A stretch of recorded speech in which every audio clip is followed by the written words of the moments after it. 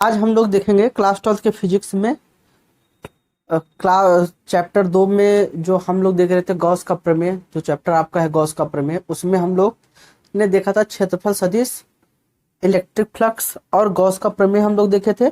आज हम लोग को देखना है कि जो गॉस का प्रमेय की उत्पत्ति है कैसे प्रूव किया जाता है। ठीक है, ये आपका बहुत इंपॉर्टेंट टॉपिक है और ये आता भी है। ठीक है, आइए हम लोग देखते हैं। यहाँ पर तो यहाँ लिखेंगे गॉस का प्रमेय, यहाँ लिखेंगे माना कोई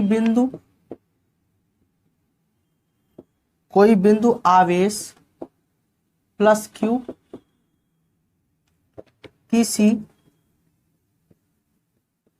किसी बंद पृष्ठ ए से ए के अंदर किसी बिंदु ओ पर स्थित है। ठीक है, कोई मान लो बिंदु आवेश है, मान लो एक ये बिंदु आवेश है ये, और ये क्या है Q। ठीक है, ये बिंदु आवेश प्लस Q है और यहां से R दूरी पर, यहां से मान लेते हैं R दूरी पर ये एक बिंदु है। यहाँ P पर हमें क्या करना है, मान लो वैद्युत क्षेत्र ज्ञात करना है। तो हम यहाँ देखें माना कोई बिंदु आवेश Q बंद पृष्ठ A से पृष्ठ A के अंदर किसी बिंदु O पर स्थित है। ये बिंदु O है, यहाँ पर आवेश है और ये बंद पृष्ठ मान लेते हैं ये, और इसी पृष्ठ को हम लोग कहते हैं गॉसियन पृष्ठ। क्या कहेंगे? गॉसियन सरफेस कहेंगे या गॉसीय पृष्ठ कहेंगे। इस पृष्ठ, ये जो पृष्ठ है इसे हम A कहेंगे और इस पृष्ठ A के अंदर ये क्या है, बंद है। ठीक है, आगे यहाँ देखेंगे माना, देखिए डेरिवेशन आता है तो सही तरीके से जो डेरिवेशन रिपीटेड होता है उसको मैं बाकायदे ऐसे लिखा के अच्छे से करा दिया करूंगा। ठीक है, तो यहां लिखेंगे माना पृष्ठ ए पर कोई बिंदु P। ये बच्चों जो पृष्ठ है इस पृष्ठ पर मान लेते हैं एक ये बिंदु P है, एक बिंदु कोई बिंदु P है जिसकी बिंदु O से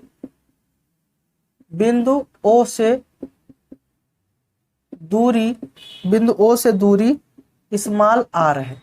ठीक है, मान लेते हैं ये आवेश Q है और ये बिंदु O पर रखा है और यहां से एक इमेजिनरी आपका सरफेस है, पृष्ठ है और ये क्लोज सरफेस है और ये क्लोज सरफेस A है और इस सरफेस पर एक पॉइंट हम कंसीडर करते हैं P, और इस O से, इस आवेश से इस P के बीच की जो दूरी है वो बच्चों क्या है, R है। ठीक है, बिंदु O से दूरी R है।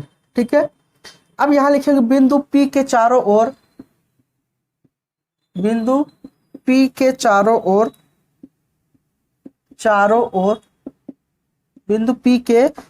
ओर एक अल्पांश का बच्चों मतलब होता है बहुत छोटा सा अल्पांश, क्षेत्रफल DA है, क्षेत्रफल DA है। अब इसका मतलब क्या है बच्चों, जहां पर हम लोगों ने ये देखा है, जहां पर हम लोगों ने ये पॉइंट लिया है, अब इसके अगर देखें तो क्या ये बच्चों ये पूरा क्षेत्रफल है।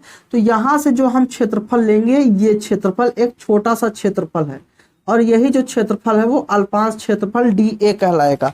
क्या कहलाएगा बच्चों, DA कहलाएगा। यही जो क्षेत्रफल है ये बच्चों कहलाएगा DA। क्लियर हो? अब यहाँ पर ये DA है। ठीक है, अब यहाँ पर अगर देखें तो एक चीज की बात यहाँ करें बच्चों, तो अब ये बताओ ये आवेश है यहाँ Q, इस आवेश Q से R दूरी पर बिंदु P पर वैद्युत क्षेत्र की तीव्रता क्या होगी। हमने कहा था कोई आवेश है, अगर वहां से R दूरी पर कोई बिंदु पर अगर आप वैद्युत क्षेत्र की तीव्रता निकालते हो तो पहले चैप्टर पे हम लोगों ने बच्चों देखा था कि फार्मूला होता है E बराबर 1/4πε0 Q/r²। तो हम यहाँ लेंगे बिंदु P पर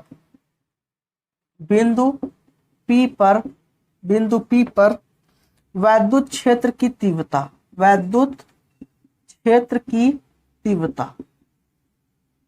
अगर बच्चों हम E बराबर निकालें तो क्या होगा, 1/4πε0 Q/r²। समीकरण एक बच्चों बना लेते हैं, क्योंकि इस आवेश से इस बिंदु P पर r दूरी पर अगर हम वैद्युत क्षेत्र की तीव्रता निकालें तो बच्चों क्या यही होगा। अब बच्चों एक चीज ये बताओ कि अगर हमने यहाँ पर ये आवेश है तो इससे ये वैद्युत बल लिखा जाएगी, तो वैद्युत क्षेत्र की दिशा बच्चों क्या हो जाएगी, ये हो जाएगी। और ये हमने जो क्षेत्रफल लिया है, ये जो क्षेत्रफल लिया है, अगर इसका डायरेक्शन देखें तो ये भी डायरेक्शन क्या इसी डायरेक्शन में होगा बच्चों, तो ये जो डी ए वेक्टर होगा इसी डायरेक्शन में। तो हमने एक बात बोला था कल के पिछले क्लास में, हम लोगों ने एक बात बोला था कि यहाँ पर क्या होगा, सिमेट्रिकल होगा, ठीक है। तो हमने कहा था कि जब भी हम गॉस का प्रमेय लगाएंगे, गॉसियन सरफेस लगाएंगे, गॉस का प्रमेय यूज करेंगे, तो बच्चों थीटा का मान दो चीज होना चाहिए, या तो थीटा का मान 0 डिग्री होना चाहिए, या तो थीटा का मान क्या होगा 90 डिग्री होना चाहिए, तभी हमारा काम बनेगा। क्या बच्चों यहाँ बताओ क्या थीटा का मान 0 डिग्री है कि नहीं, क्योंकि दोनों ई और डी ए एक ही दिशा में है। तो अगर बच्चों ये दोनों एक ही दिशा में है तो इनके बीच का जो कोण होगा वो कितना होगा, 0 डिग्री। हमने बताया था जब दो राशियां एक ही दिशा में होती हैं, जब दो रेखाएं एक ही दिशा में होती हैं, तो उनके बीच का जो कोण होता है बच्चों वो क्या होता है, 0 डिग्री होता है। या एक दूसरे के समांतर होती है तब भी उनके बीच का जो कोण होता है बच्चों वो क्या होता है, 0 डिग्री होता है। क्लियर हो। तो यहाँ पर अगर हम देखें, यहाँ पर लिखें यदि वैद्युत क्षेत्र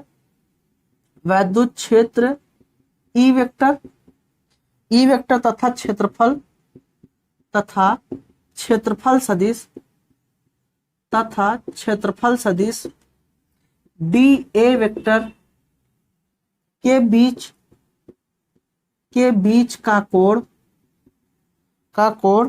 थीटा है, तब बच्चों क्या होगा, तो अगर इनके बीच का बच्चों कोण क्या हो, थीटा हो, तो कल के डेट में हम लोगों ने पिछले क्लास में एक चीज की बात की थी बच्चों, हमने बताया था कि क्या close integration D dot A vector होगा फाई ई बराबर, बताओ बच्चों होगा कि नहीं। तो ये फाई ई बराबर इतना हो गया। अब यहाँ पर अगर हम देखें तो अगर हम यही चीज की बात अगर करें तो ये फाई, अगर हम ये यहाँ देखें तो अगर ये डॉट हटाएं, ये वेक्टर हटाएं, तो हम इसको ऐसे लिख सकते हैं, डी ए कॉस थीटा लिख सकते हैं। बताइए बच्चों क्या हम इसे भी लिख सकते हैं। अब यहां से देखें ई क्या है, कांस्टेंट है, ई क्या है, कांस्टेंट है, क्योंकि चाहे आप यहां पर वैद्युत क्षेत्र की तीव्रता निकालिए, चाहे यहां पर आप वैद्युत क्षेत्र की तीव्रता निकालिए, हर जगह जो मान आएगा बच्चों, चाहे आप यहां पे निकालिए, हर जगह जो वैल्यू आएगी वो बच्चों क्या आएगी, कांस्टेंट आएगी, क्योंकि आवेश भी सेम है और हर जगह दूरी भी क्या है, सेम है। तो जो वैद्युत क्षेत्र की तीव्रता आएगी वो बच्चों क्या आएगी, कांस्टेंट आएगी। तो ये क्या हो गया, ई क्या हो गया, कांस्टेंट हो गया। तो यहां बच्चों अगर देखें तो यहां पर क्या हो जाएगा, फाई ई बराबर E close integration of d A cos. अब बच्चों बताओ ई और ए के डी ए के बीच का जो कोण है वो कितना है, 0 डिग्री। तो यहां हम लिख देंगे कॉस 0 डिग्री। आप जानते हो कॉस 0 का मान कितना होता है, कितना होता है बताइए, कॉस 0 का मान 1 होता है। अगर कॉस 0 का बच्चों मान 1 होता है तो यहां से क्या हो जाएगा, फाई ई बराबर E close integration of d A into 1। और यहाँ पे आप जानते हो यहां से आप लिख सकते हो फाई ई बराबर E close integration of d A, ये आपका इतना हो गया। अब एक चीज बताओ बच्चों, ये क्या बना है, ये आपने गॉसियन सरफेस बनाया है, और ये जो सरफेस है, अगर ये कौन सा सरफेस बना, क्या बच्चों ये जो सरफेस है वो एक गोला बना है कि नहीं। और आप जानते हो अगर ये गोला है बच्चों, अगर ये गोला है तो यहां से इस गोले का जो क्षेत्रफल होगा वो क्या होगा, 4 पाई आर स्क्वायर होगा कि नहीं, बताइए क्या होगा, 4 पाई आर स्क्वायर होगा कि नहीं। तो यहां से अगर देखें तो ये तो छोटा सा सरफेस है, अगर हम यहाँ बिंदु लेते तो यहाँ पे भी छोटा सरफेस लेते, यहाँ पर लेते तो यहाँ पर भी छोटा सरफेस लेते, तो ये डी ए है। और यहाँ पर अगर हम पूरा ले लेते क्या हो जाएगा, ए, और इस ए की वैल्यू इतनी। हमने एक चीज बताया था बच्चों, जब इसके बारे में बता रहा था, हमने कहा था अवकलन करते हो तो बड़ा का एक छोटा सा भाग पता चलता है, जब समाकलन करते हैं तो किसी छोटे का एक बड़ा भाग पता चलता है। तो हमारे पास डी ए है और इसके साथ अगर ये इंटीग्रेशन लग गया है, क्लोज इंटीग्रेशन लग गया है, तो इसका मतलब अब ये इस कंप्लीट क्षेत्रफल की बात कर रहा है, इस कंप्लीट एरिया की बात कर रहा है। तो यहाँ से बच्चों फाई ई और इसका भी मान हम लोगों ने निकाला था 4 pi epsilon not Q by क्या निकाला था आर स्क्वायर, और यहाँ से इसका बच्चों मान क्या हो जाएगा 4 पाई आर स्क्वायर।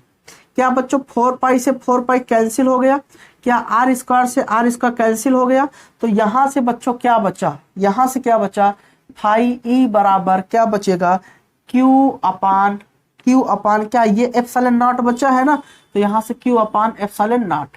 यही बच्चों क्या हो गया गॉस के प्रमेय का प्रूफ हो गया, और यही बच्चों आपको प्रूफ करना था। क्लियर हो बच्चों, ठीक है ना।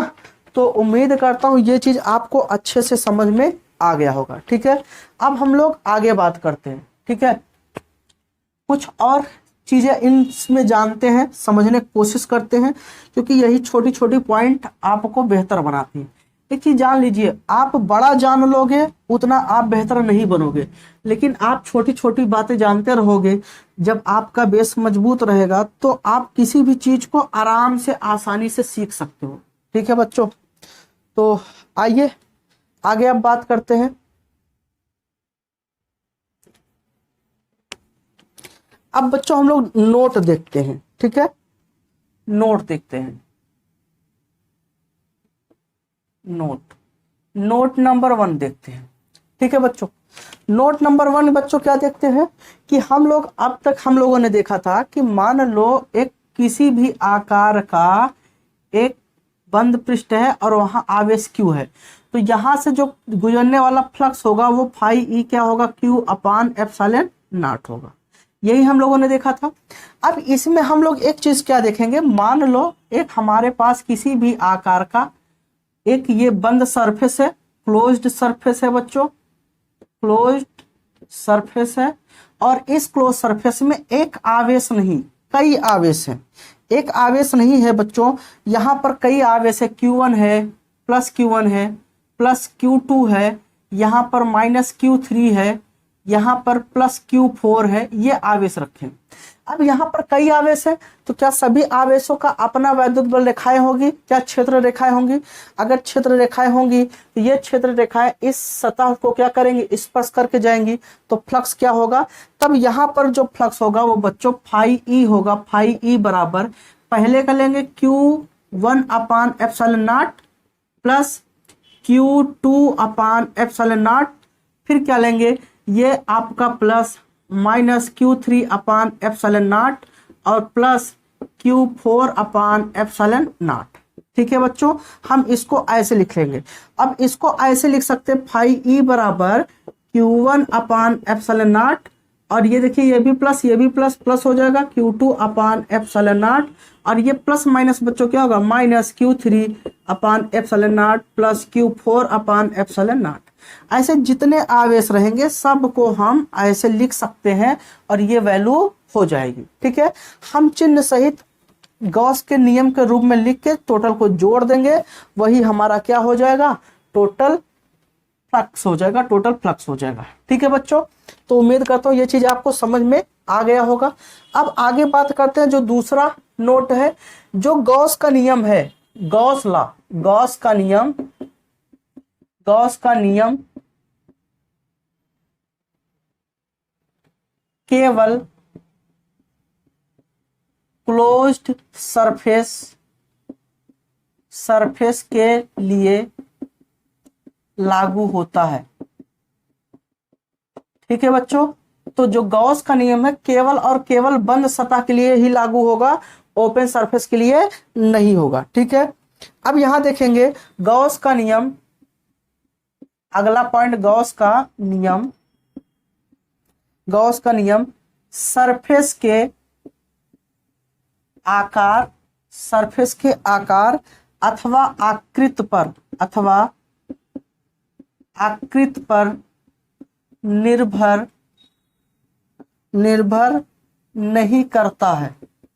जो गॉस का नियम है बच्चों वो सरफेस के आकृति और आकार पर डिपेंड नहीं करता है। मतलब चाहे आप ये बंद सतह लो, चाहे बच्चों आप ये बंद सतह लो, ठीक है, चाहे ये बच्चों आप ऐसे बंद सतह लो, यहाँ आवेश रखा है Q, यहाँ रखा है, ये आपका बंद सतह है, ठीक है, यहाँ पर आवेश Q रख दिया गया, चाहे बच्चों ऐसे हमने ले लिया, ये आवेश Q रख दिया, सब के सब से यहाँ से भी फाई ई बराबर Q अपान एप्सिलॉन नॉट आएगा, यहाँ से फाई ई बराबर Q अपान एप्सिलॉन नॉट आएगा, यहाँ पर भी बच्चों फाई ई बराबर क्या आएगा, Q अपान एप्सिलॉन नॉट। मतलब सरफेस कोई भी हो, ये मायने नहीं रखता कि सरफेस की आकृति क्या है, वो आकार क्या है, कैसे बना है, ये मायने नहीं रखता, ये डिपेंड नहीं करता है, केवल और केवल सरफेस क्लोज होना चाहिए। क्लोज है तो क्लोज सरफेस से गुजरने वाला जो फ्लक्स का मान होगा बच्चों यही होगा। समझ में आ गया इतना चीज। अब आगे बच्चों बात करते हैं अगला पॉइंट बच्चों देखते हैं नोट नंबर 4।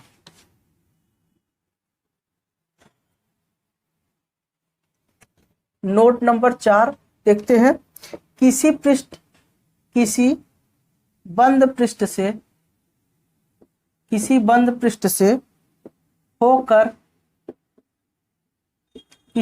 पृष्ठ से होकर गुजरने वाला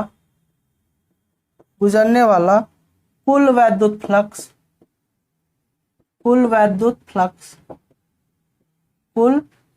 फ्लक्स पृष्ठ के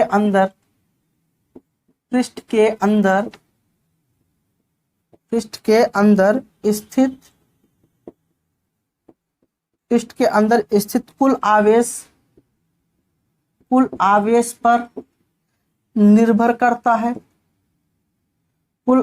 पर निर्भर करता है, उसकी पृष्ठ के अंदर स्थित अथवा वितरण पर निर्भर नहीं करता।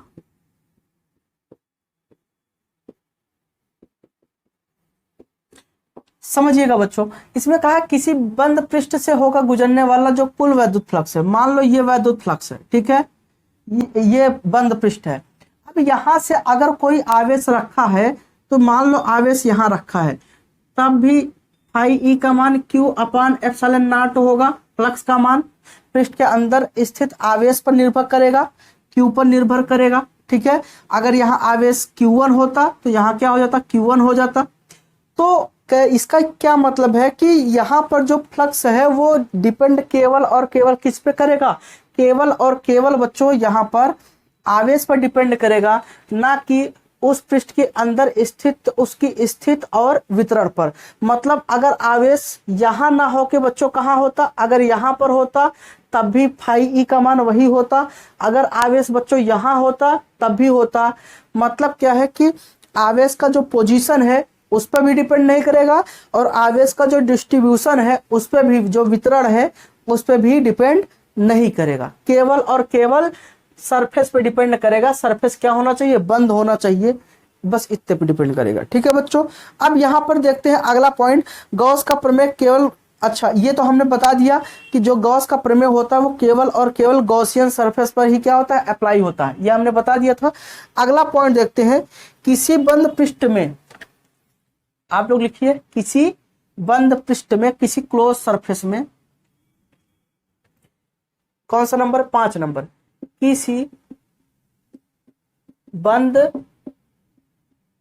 पृष्ठ में आवेशों, किसी बंद पृष्ठ में आवेशों का बीजगणितीय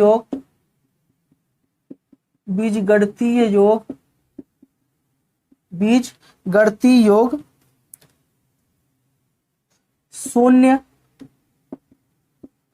शून्य हो तो उस पृष्ठ से गुजरने वाला फ्लक्स का मान शून्य होगा। इसका बच्चों मतलब क्या है कि मान लो एक क्लोज सरफेस यहाँ है, ठीक है, हमने बच्चों यहाँ पर रखा 2+2 कूलम का आवेश, यहाँ पर रखा -2 कूलम का आवेश, यहाँ बच्चों हमने रखा +3 कूलम का आवेश, यहाँ क्या रखा +3 कूलम का आवेश, यहाँ रखा -3 कूलम का आवेश, ठीक है। अब ये क्लोज सरफेस है तो हमने कहा कि फ्लक्स कितना होगा, तो आपने कहा सर जी आप लगा लीजिए कितना होगा। तो बच्चों अगर यहाँ देखें, यहाँ इसका मतलब क्या है, इसका सीधा मतलब यह है कि अगर बंद पृष्ठ में आवेशों का जो बीजगणितीय योग है, मतलब आवेशों को अगर हम जोड़े, तो अगर हम टोटल आवेश की बात करें तो +2 कूलम, ये -2 कूलम, ये +3 कूलम, ये -3 कूलम, कुल मिला के नेट आवेश कितना हो गया, नेट चार्ज बच्चों कितना हो गया 0। अगर आवेश का मान 0 हो गया तो इसका मतलब कि अगर बच्चों नेट चार्ज 0 है, 0 है, तो वहां पर जो नेट फ्लक्स होगा, इलेक्ट्रिक फ्लक्स होगा, वो भी क्या होगा 0 होगा। कैसे होगा आइए देख लेते हैं बच्चों। हम लोग जानते हैं कि अगर बंद पृष्ठ है तो वहां पर हम जो फार्मूला लगा सकते हैं वो क्या लगाएंगे, फाई ई।